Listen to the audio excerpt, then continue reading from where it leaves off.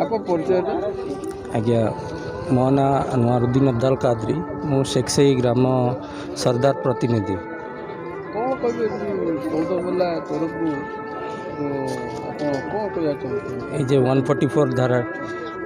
आज्ञा एटा गोटे साधारण वक्तव्य को लेकिन उपजिथिबा घटना ता पिला ताको अपोज भी कले जदि भद्रक मुस्लिम जमात गोटे संगठन आज्ञा से संगठन जी जन सदस्य माने अच्छे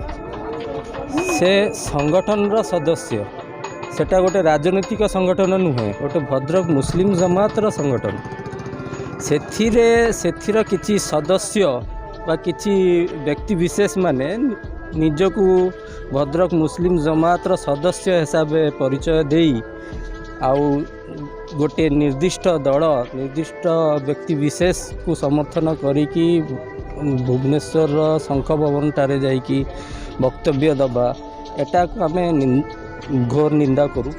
एटा प्रकृत रे एटा हबा दरकार नथिला आउ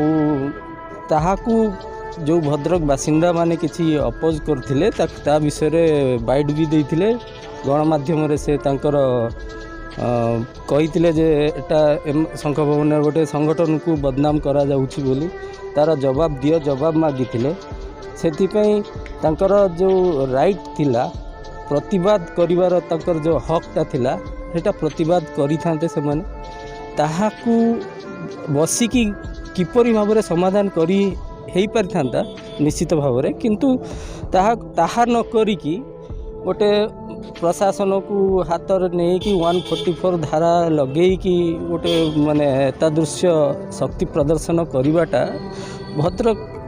भद्रक मुस्लिम जमात भविष्यत को भविष्यत उपरे यार प्रकोपटा निश्चित भाव में पड़ो आउ आमे एसबू घटना आमे बहुत दुखित।